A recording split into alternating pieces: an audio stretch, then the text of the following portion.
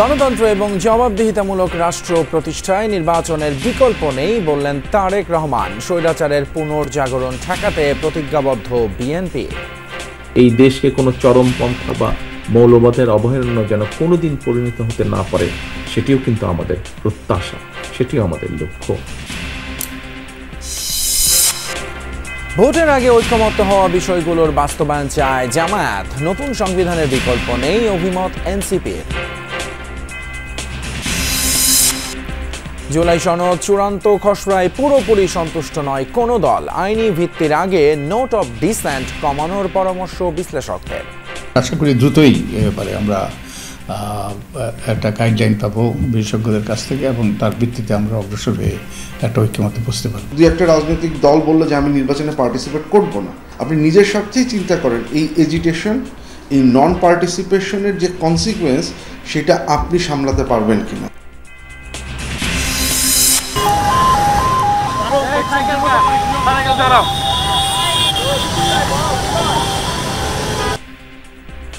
রাজধানীর মহাখালীতে তেলের লরিতে ভয়াবহ আগুন। অল্পের জন্য বড় দুর্ঘটনার হাত থেকে রক্ষা পেল পেট্রোল পাম্প।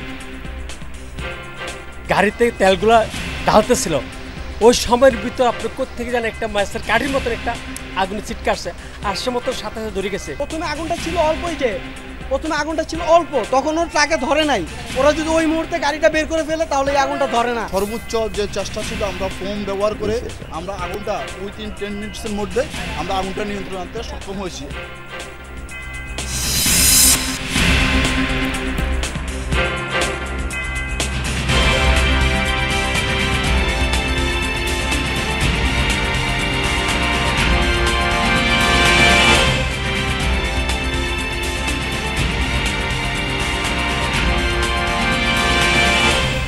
সবাইকে আমন্ত্রণ যমুনা নিউজে, আপনাদের সঙ্গে আছি আমি ফয়সাল তিতুমির। এতক্ষণ শিরোনামগুলো দেখছিলেন। মানুষের অধিকার প্রতিষ্ঠায় প্রয়োজন জবাবদিহিতামূলক সরকার, আর এটি প্রতিষ্ঠা করা সম্ভব হবে একমাত্র ভোটের মাধ্যমে। জাতীয় প্রেস ক্লাবে কবিতা পরিষদের মত বিনিময় সভায় এসব কথা বলেন বিএনপির ভারপ্রাপ্ত চেয়ারম্যান তারেক রহমান। মানুষের ভোটাধিকারের প্রশ্নে একটি অবাধ ও সুষ্ঠু নির্বাচনে সবাইকে ঐক্যবদ্ধ থাকার আহ্বান জানিয়েছেন তিনি। বলেন, স্বৈরাচারের পুনর্জাগরণ প্রতিহতে সবাইকে সতর্ক থাকতে হবে। গণতন্ত্র উত্তরণে কবি সাহিত্যিকদের ভূমিকা ও করণীয় শীর্ষক এই মতবিনিময় সভার আয়োজন করে জাতীয় কবিতা পরিষদ। এতে প্রধান অতিথি হিসাবে ভার্চুয়ালি যোগ দেন বিএনপির ভারপ্রাপ্ত চেয়ারম্যান তারেক রহমান। যুগে যুগে কবি সাহিত্যিকরা নির্ভীক চিত্তে মুক্তির কথা বলেছেন। বলেন, গণতন্ত্র, ভোটাধিকার এবং বাক স্বাধীনতার প্রশ্নে সবাইকে একটি সুষ্ঠু নির্বাচনের জন্য সোচ্চার হতে হবে। আপনার মত পার্থক্য তুলে ধরার কথা বলেছেন, সমালোচনার কথা বলেছেন। আমরা সেই অধিকারগুলোকে প্রতিষ্ঠিত করতে পারি যদি আমরা একটি অ্যাকাউন্টেবল রাষ্ট্র ব্যবস্থা গড়ে তুলতে সক্ষম হই, এবং সেটি একমাত্র করা সম্ভব মানুষের ভোটের অধিকার রক্ষার মাধ্যমে। দেশে মৌলবাদ এবং চরমপন্থার উত্থান নিয়ে সতর্ক থাকার কথা বলেন তারেক রহমান। এই দেশকে কোনো চরমপন্থা বা মৌলবাদের অভয়ারণ্য যেন কোনোদিন পরিণত হতে না পারে, সেটিও কিন্তু আমাদের প্রত্যাশা, সেটিও আমাদের লক্ষ্য। এদেশের স্বাধীনতা, সার্বভৌমত্ব ও গণতন্ত্রের প্রতি আপনাদের দৃঢ় অবস্থানের সাথে কিন্তু আমাদের বিন্দুমাত্র পার্থক্য নেই। যে স্বৈরাচারকে বাংলাদেশের মানুষ কিছুদিন আগে বিতাড়িত করেছে, সেই স্বৈরাচারের পুনর্জাগরণ প্রতিহত করতে আমরা প্রতিজ্ঞাবদ্ধ আপনাদেরই মতন। বিশেষ অতিথির বক্তব্যে কবিদের প্রেসার গ্রুপ হিসেবে কাজ করার অনুরোধ জানান বিএনপি নেতা সালাউদ্দিন আহমেদ। যখন মানুষের উপরে গুম, হত্যা এই সমস্ত হয়েছে, তখন তাদের কবিতা আর বেরোয়নি। সেই রকম একটি শ্রেণী বাংলাদেশে পয়দা হয়েছিল, তাদের বিরুদ্ধে আপনারা ওই আগ্নেয়গিরির লাভাটা পয়দা করবেন আর জনগণের উদ্দেশ্যে ফুলের সৌরভ দেবেন। আরিফুর রহমান সবুজ, যমুনা নিউজ, ঢাকা। না ভোটের প্রস্তাব বিএনপি করেনি, কয়েকজন বিশিষ্ট ব্যক্তি এটির পরামর্শ দিয়েছেন। আরপিওতে অন্তর্ভুক্ত হলে নির্বাচন কমিশন জানাবে, তখন বিবেচনা করা হবে। বিকেলে প্রধান নির্বাচন কমিশনারের সাথে সাক্ষাৎ করে বিএনপির 3 সদস্যের প্রতিনিধি দল পরে ব্রিফিংয়ে স্থায়ী কমিটির সদস্য নজরুল ইসলাম খান জানান, বৈঠকে নির্বাচনের প্রস্তুতি নিয়ে আলোচনা হয়েছে। আইনশৃঙ্খলা পরিস্থিতি নিয়ে খুব একটা দুশ্চিন্তা করছে না সরকার। আচরণবিধি, সীমানা পুনর্নির্ধারণ সহ সামগ্রিক বিষয় নিয়ে কথা হয়েছে সিইসির সঙ্গে। ভোট খুব একটা পড়ে না আমাদের দেশে, এটা আমাদের কারো দাবির ভিত্তিতে হয় নাই, এটা কিছু বিশিষ্ট ব্যক্তিদের মতামতের ভিত্তিতে হয়েছিল। যদি নির্বাচন কমিশন এই ব্যাপারে কোনো পরিবর্তন করতে চায় আরপিওতে, তারা আমাদেরকে জানাবে, জানালে আমরা আমাদের দলে আলোচনা করে মতামত দেব। প্রধান বা উপদেষ্টা মহোদয় বলেছেন নির্বাচন হবে, নির্বাচন কমিশন প্রস্তুতি নিচ্ছে। তারপরে কিসের ভিত্তিতে কোন ক্ষমতার বলে উনি বললেন, এটা এ ব্যাপারে বোধহয় তাকে জিজ্ঞেস করলে ভালো হয়। চলতি ডিসেম্বরে নির্বাচন হলেও আপত্তি নেই জামায়াতে ইসলামের। তবে তার আগে যেসব বিষয়ে রাজনৈতিক দলগুলোর ঐক্যমত্য হয়েছে তা বাস্তবায়নের তাগিদ দিয়েছেন সংগঠনটির নেতারা। একই সাথে আবারও দাবি জানান পিআর পদ্ধতিতে নির্বাচনের। জামায়াত আয়োজিত জুলাই সনদের আইনি ভিত্তি এবং করণীয় শীর্ষক সেমিনারে এসব কথা বলেন বক্তারা। জুলাই ঘোষণাপত্র ও জুলাই সনদের আইনি ভিত্তি ও করণীয় শীর্ষক সেমিনারের আয়োজন করে জামায়াত ইসলামী। এতে দলটির শীর্ষ নেতাদের পাশাপাশি বিভিন্ন রাজনৈতিক দল ও সুশীল সমাজের প্রতিনিধিরাও অংশ নেন।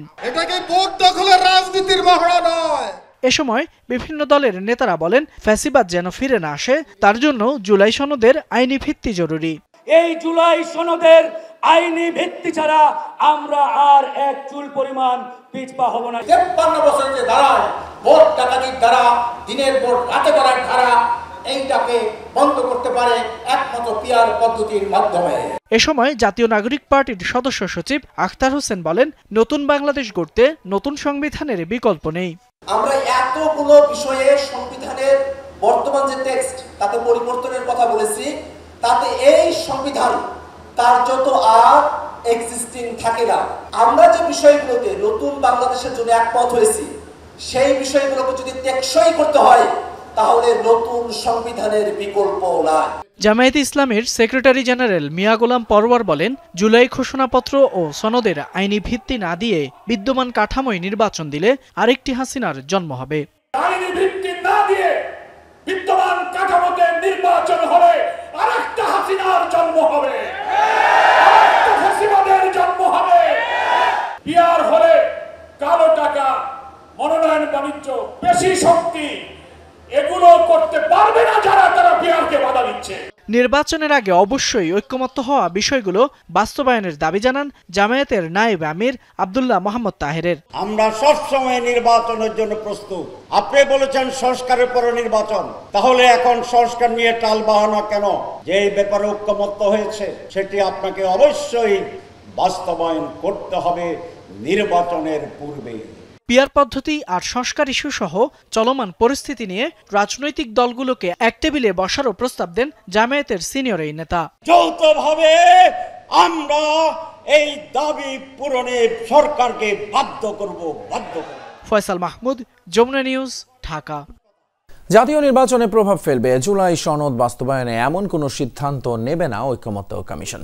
কমিশন সদস্য বদিউল আলম মজুমদার বলেছেন, সনদের বাস্তবায়ন বেশ চ্যালেঞ্জিং হবে। আর রাজনৈতিক বিশ্লেষক অধ্যাপক আসিফ শাহানের মতে, আইনি ভিত্তি দেওয়ার আগে নোট অব ডিসেন্ট কমিয়ে আনতে হবে, তা না হলে জুলাই সনদ জনগণের কাছে প্রত্যাখ্যাত হবে। দীর্ঘ আলোচনা তর্ক বিতর্ক শেষে জুলাই সনদের খসড়া চূড়ান্ত করেছে ঐকমত্য কমিশন। বিদ্যমান সংবিধান বা অন্য কোনো আইনে যাই থাকুক, প্রাধান্য পাবে এই সনদের প্রস্তাব সুপারিশ। সনদের বৈধতা, প্রয়োজনীয়তা কিংবা জারির কর্তৃত্ব সম্পর্কে আদালতে প্রশ্নও তোলা যাবে না। তবে বাস্তবায়ন পদ্ধতি বা কিভাবে এর আইনি ভিত্তি দেয়া হবে সে সম্পর্কে বলা হয়নি। এটিকেই বড় চ্যালেঞ্জ হিসেবে দেখছেন কমিশন সদস্য বদিউল আলম মজুমদার। এখনো 6 মাসের মতো বাকি আছে, তো আমার মনে হয় যথেষ্ট সময় আছে। এবারে আমরা আশা করি দ্রুতই এবারে আমরা একটা গাইডলাইন পাবো বিশেষজ্ঞদের কাছ থেকে, এবং তার ভিত্তিতে আমরা অগ্রসর হয়ে একটা ঐক্যমত্যে বসতে পারবো। কোনোভাবেই চাই না যে জাতীয় নির্বাচনের উপর বিরূপ প্রভাব পড়ুক। আমরা চাই জাতীয় নির্বাচনের প্রভাব পড়ুক, ইতিবাচক প্রভাব পড়ুক। তবে এই রাজনৈতিক বিশ্লেষকের প্রশ্ন, নোট অব ডিসেন্টের সমাধান না হলে আইনি ভিত্তি কিভাবে হবে? কোনো দল স্বাক্ষর না করলে বা নির্বাচনে অংশ না নিলে সে দলের সমর্থক বা সাধারণ জনগণ কি জুলাই সনদ গ্রহণ করবে? এখন আমরা জুলাই চার্টারে এগ্রি করতে পারছি না, কারণ আমি বিশ্বাস করি না যে এই দল ক্ষমতায় যেয়ে এটাকে বাস্তবায়ন করবে। আপনি যখন গণপরিষদ দিয়ে যদি সেই একই দলকে ক্ষমতায় বসান, তো আপনি সেই একই দলকে কিভাবে বিশ্বাস করবেন যে সে জুলাই চার্টারে আপনি যা এগ্রি করছেন উইথ নোট অফ ডিসেন্ট সেটাকে সে বাস্তবায়ন করবে। লিগাল বাইন্ডিং না, আমার কাছে মনে হয় ফোকাসটা নোট অফ ডিসেন্টের জায়গাগুলোকে কিভাবে কমিয়ে এনে আমরা একটা বিশ্বাসযোগ্য জায়গায় পৌঁছাতে পারি। ঐকমত্য হওয়া ৮৪টি প্রস্তাবের মধ্যে ১৩টিতে নোট অফ ডিসেন্ট দিয়েছে বিএনপি সহ কয়েকটি দল। বিশ্লেষকরা বলছেন, জন আকাঙ্ক্ষা বাস্তবায়নে ছাড় দিয়ে হলেও সংস্কারের ক্ষেত্রে বিশ্বাসযোগ্য জায়গায় পৌঁছতে হবে দলগুলোকে। তারা তো চিরকাল ক্ষমতায় থাকবে না, একটা সময় আসবে হয়তো তারাও বিরোধী দলে থাকবে, এটাও হতে পারে। তখন তাদের সেই অবস্থান থেকে তাদের চিন্তা করা দরকার। এখন আমি যদি ছাড় না দিই তাহলে কি হবে? আইদার আমাকে স্ট্রিট এজিটেশনে যেতে হবে। ধরেন স্ট্রিট এজিটেশন না হয়ে আজকে দু একটা রাজনৈতিক দল বললো যে আমি নির্বাচনে পার্টিসিপেট করব না। আপনি নিজের স্বার্থেই চিন্তা করেন এই এজিটেশন, এই নন পার্টিসিপেশনের যে কনসিকুয়েন্স সেটা আপনি সামলাতে পারবেন কিনা। যদি আপনার মনে হয় আপনি সামলাতে পারবেন না, আপনাকে কম্প্রোমাইজের রাস্তায় যেতে হবে। আর আপনি যদি মনে করেন যে আমি সবসময় ক্যাওসই তৈরি করে যাব, আমি কোনো সময়ই কারো কথা মানব না, নিজের ইচ্ছা মতোই ডিসিশন নিব, তাহলে সেটার প্রাইসটাও আপনাদের পে করতে হবে। বিশ্লেষকদের দৃষ্টিতে ফেব্রুয়ারিতে নির্বাচন হলে সনদের বাস্তবায়ন এবং ভিন্ন মতের জায়গাগুলো নিয়ে আর আলোচনার সুযোগ নেই। এক্ষেত্রে সরকার ও ঐকমত্য কমিশনকে প্রয়োজনে আরও কঠোর অবস্থান নেয়ার পরামর্শও তাদের। ক্লোজ ডোরে মিটিং করবেন বা ওনারা যখন ডিসকাশন করবেন তখন ওনাদেরকে দেখাতে হবে যে ওনাদের অ্যাকশনের নেগেটিভ কনসিকুয়েন্সগুলো কী হচ্ছে এবং সেই নেগেটিভ কনসিকুয়েন্সটা তাদের কতখানি ক্ষতি করছে। লাভলি বিথি, যমুনা নিউজ, ঢাকা। বাংলাদেশের জনগণ ফিলিস্তিনের পাশে আছে, সরকারও তার সমর্থন অব্যাহত রাখবে, এমনটি জানিয়েছেন প্রধান উপদেষ্টা প্রফেসর ডক্টর মোহাম্মদ ইউনূস। রোববার রাষ্ট্রীয় অতিথি ভবন যমুনায় প্রধান উপদেষ্টার সঙ্গে ঢাকায় নিযুক্ত ফিলিস্তিনের রাষ্ট্রদূত ইউসুফ এস.ওয়াই রামাদান সাক্ষাৎ করতে এলে তিনি কথা বলেন। এ সময় ডক্টর মোহাম্মদ ইউনূস ফিলিস্তিনের প্রতি বাংলাদেশের সংহতি পুনর্ব্যক্ত করেন। আশা করেন আগামী দিনে আরও অনেক দেশ ফিলিস্তিনকে স্বীকৃতি দেবে আর শেষ পর্যন্ত একটি কার্যকর দ্বিরাষ্ট্র সমাধান প্রতিষ্ঠিত হবে। এই সময় ফিলিস্তিনের রাষ্ট্রদূত বাংলাদেশের জনগণকে তার দেশের মানুষের প্রতি অব্যাহত সমর্থনের জন্য গভীর কৃতজ্ঞতা প্রকাশ করেন। গাজায় মানবিক সংকটের কথা উল্লেখ করে রাষ্ট্রদূত বলেন, খাবার নেই, ওষুধ নেই, শিশুরাই সবচেয়ে বড় ভুক্তভোগী। সাক্ষাৎকালে রাষ্ট্রদূত বলেন, বাংলাদেশ সরকার ফিলিস্তিনের জন্য বিশেষ সহায়ক হিসেবে কাজ করছে, বহু বাংলাদেশি সেখানে খাদ্য ও ওষুধের জন্য অর্থ সহায়তা পাঠাচ্ছে। এ সময় রাষ্ট্রদূত রামাদান বাংলাদেশকে ফিলিস্তিনি পণ্য আমদানি বাড়ানোর আহ্বান জানান।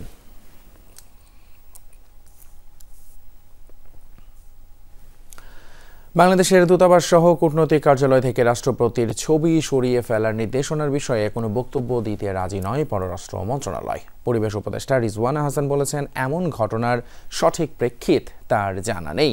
রাষ্ট্রপতি মোহাম্মদ শাহাবুদ্দিনের ছবি বিদেশে বাংলাদেশের সব কূটনৈতিক মিশন, কনসুলেট, কূটনীতিকদের কার্যালয় এবং বাসভবন থেকে সরিয়ে ফেলতে হবে। লিখিত না হলেও এমন এক আদেশ পররাষ্ট্র মন্ত্রণালয় থেকে পাঠানো হয় বাংলাদেশের বাইরে অবস্থিত ৮২টি মিশন এবং উপমিশনের অধিকাংশতেই। টেলিফোনে অঞ্চলভিত্তিক কয়েকজন রাষ্ট্রদূত এবং হাই কমিশনারকে বিষয়টি জানিয়ে পরে অন্য মিশনগুলোতে খবরটি পৌঁছে দিতে বলা হয়। এই নির্দেশের প্রেক্ষিতে কূটনৈতিক মিশন, কনসুলেট, কূটনীতিকদের অফিস এবং বাসভবন থেকে রাষ্ট্রপতির ছবি সরিয়ে ফেলা হয়। আন্তর্জাতিক সম্পর্ক বিশ্লেষকরা বলছেন, রাষ্ট্রপতির ছবি বাংলাদেশ রাষ্ট্রকেই প্রতিনিধিত্ব করে, তাই ঠিক কোন নিয়মে তার ছবি অপসারণ করা হয়েছে তা সরকারকেই পরিষ্কার করতে হবে। নতুন বিধির মাধ্যমে যদি করা হয়ে থাকে সেটা সাধারণ মানুষের কাছে যদি প্রকাশ করা যায় তাহলে আমার মনে হয় অনেক বিতর্কের অবসান ঘটবে। ব্যক্তি এবং রাষ্ট্রের যে ইনস্টিটিউশনস গুলি আছে সেটাকে মিলিয়ে ফেলাটা ঠিক হবে না। যেহেতু আমি বিদেশি দূতাবাসে কাজ করি না, আমি বলতে পারছি না যে আসলে প্রেক্ষিতটা কি। সরকারি পর্যায়ে সকল মহলের সিদ্ধান্ত হলে ওটা তখন লিখিত থাকতো। অক্টোবরের মধ্যেই শেষ হতে পারে শেখ হাসিনার বিরুদ্ধে ট্রাইব্যুনালে চলমান মানবতা বিরোধী অপরাধ মামলার সাক্ষ্য গ্রহণ, এমনটাই জানিয়েছেন প্রসিকিউটর মিজানুল ইসলাম। জুলাই গণঅভ্যুত্থানের এই মামলায় এ পর্যন্ত 9 জন ছাত্রের সাক্ষ্য গ্রহণ শেষ হয়েছে। রোববার সাক্ষ্য দিয়েছেন 4 জন। চতুর্থ দিনে জুলাই আন্দোলনে আহত সবজি ব্যবসায়ী আব্দুস সামাদ সাক্ষী দেন, তুলে ধরেন আন্দোলনে সংঘটিত হত্যাকাণ্ডের প্রেক্ষাপট। এছাড়া খুলনায় আহত নাইম শিকদার তুলে ধরেন সেখানকার নির্মম হত্যাযজ্ঞের চিত্র। এসব ঘটনায় সাবেক প্রধানমন্ত্রী শেখ হাসিনা সহ বেশ কয়েকজনকে দায়ী করেন তারা। শেখ হাসিনা, আসাদুজ্জামান খান কামাল এবং চৌধুরী আব্দুল্লাহ মামুনের বিচার দাবি করেন। এদিনও ট্রাইব্যুনালে হাজির করা হয় আসামি থেকে রাজসাক্ষী হওয়া সাবেক আইজিপি চৌধুরী আব্দুল্লাহ মামুনকে। এই মামলা ছাড়াও আজ রামপুরা, মোহাম্মদপুর, আশুলিয়ার আরও 3 মামলায় 15 আসামিকে ট্রাইব্যুনালে হাজির করা হয়। প্রসিকিউশনের সময় আবেদনে এসব মামলার তদন্ত রিপোর্ট দাখিল পিছিয়ে দিয়েছেন ট্রাইব্যুনাল। আজকে যে সাক্ষীর মূল বিষয়বস্তু ছিল একজন আন্দোলনকারী সবজি বিক্রেতা, তিনি আন্দোলনে যোগ দেওয়ার সময় তাকে এবং ছাত্র জনতাকে লক্ষ্য করে উত্তরা এলাকায় গুলি করা হয়েছিল। তার মাথার পেছনে গুলি লেগেছিল, গুলিটা অনেক দিন পর বের করা হয়েছিল, সেই গুলিটা উনি প্রদর্শন করেছেন। আরও একটি ভয়াবহ অগ্নি দুর্ঘটনা থেকে রক্ষা পেল ঢাকা। সন্ধ্যায় মহাখালীর ইউরেকা ফিলিং স্টেশনে লাগে ভয়াবহ আগুন। মুহূর্তেই চারিদিকে ছড়িয়ে পড়তে থাকে লেলিহান শিখা। তবে ফায়ার সার্ভিসের 6টি ইউনিটের চেষ্টায় আগুন নিয়ন্ত্রণে আনা সম্ভব হয় দ্রুততম সময়ের মধ্যে। ফলে বড় কোনো দুর্ঘটনা ঘটেনি, তবে এতে গুরুতর আহত হয়েছেন একজন।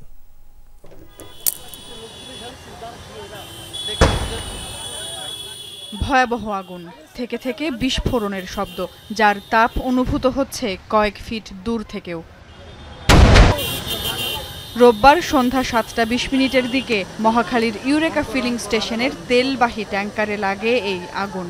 মুহূর্তেই কালো ধোঁয়ায় ছেয়ে যায় চারদিক।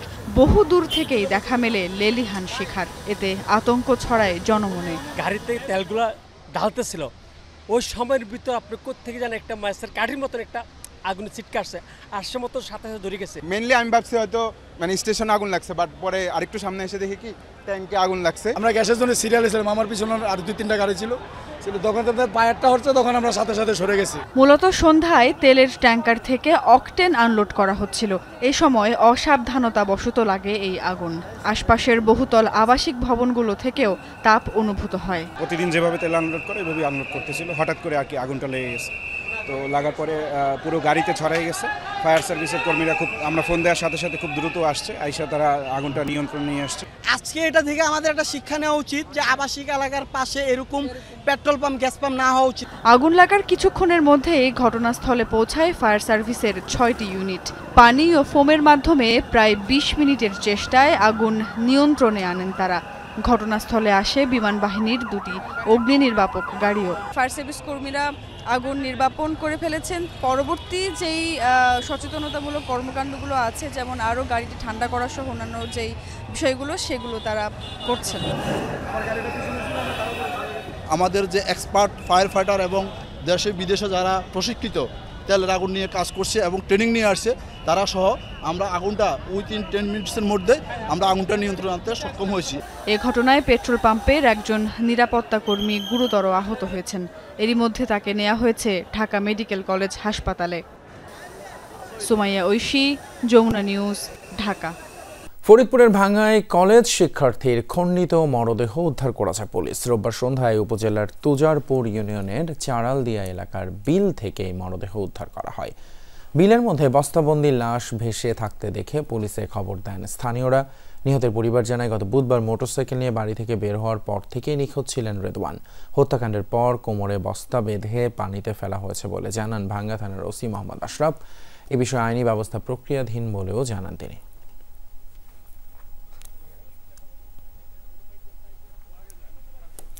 গাজীপুরের ভাওয়াল বদরে আলম সরকারি কলেজে ছাত্রদলের আহ্বায়ক কমিটি গঠনকে কেন্দ্র করে টায়ার জ্বালিয়ে বিক্ষোভ করেছেন পদবঞ্চিতরা। রোববার রাতে কলেজের সামনে এই মিছিল করা হয়।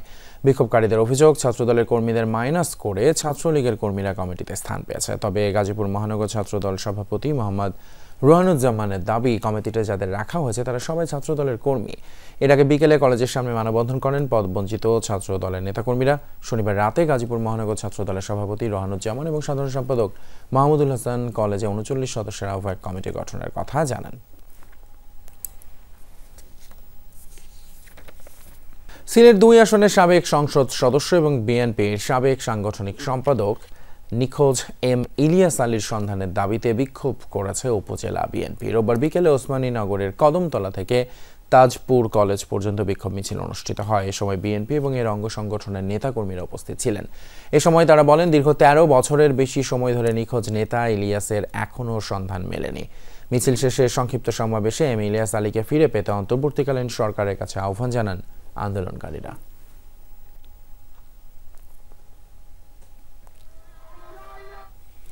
এই ছিল আমাদের এখনকার মতো যমুনা নিউজের আয়োজন। এতক্ষণ সাথে থাকার জন্য ধন্যবাদ আপনাদের সবাইকে।